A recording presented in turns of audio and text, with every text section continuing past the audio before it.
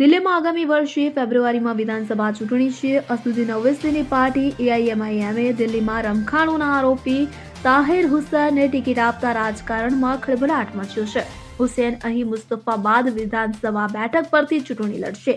હુસૈન અગાઉ આમ આદમી પાર્ટીમાં હતા. ઓવૈસીએ ટ્વિટર પર તાહિર હુસૈન વિશે જાહેરાત કરી હતી કે એમસીડી કાઉન્સિલર તાહિર હુસૈન એઆઈએમઆઈએમમાં જોડાયા છે. ત્યારે આગામી દિલ્હી વિધાનસભા ચૂંટણીમાં મુસ્તફાબાદ વિધાનસભા મત વિસ્તારમાંથી ચૂંટણી લડશે. તેમના પરિવારના સભ્યો અને સમર્થકો આજે મને મળ્યા અને પાર્ટીમાં જોડાવાનો નિર્ણય લીધો. જો વાત કરવામાં આવે તો દિલ્હીની એક કોર્ટે આ વિશે મે મહિનામાં પૂર્વ કાઉન્સિલર તાહિર હુસૈનને 2020ના દિલ્હી રમખાણો સંબંધિત એક કેસમાં જામીન આપ્યા હતા. કોર્ટે કહ્યું કે આમાં તેની ભૂમિકા દુરસ્ત પ્રકૃતિની હતી અને તે 3 વર્ષથી વધુ સમય જેલમાં બંધ હતા. જો કે તાહિર હુસૈન જેલના સળિયા પાછળ રહેશે કારણ કે તે કોમી રમખાણોના મોટા ષડયંત્ર અને ધિરાણ સંબંધિત મની લોન્ડરિંગ કેસ સહિત અન્ય રમખાણોના કેસોમાં પણ આરોપી છે.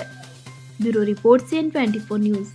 હવે જુઓ દેશ દુનિયાની તમામ ખબરો તમારી આંગળીના ટેરવે. ઉઠાવો મોબાઈલ અને Google Play Store પરથી ડાઉનલોડ કરો અમારી CN24 ન્યૂઝ મોબાઈલ એપ.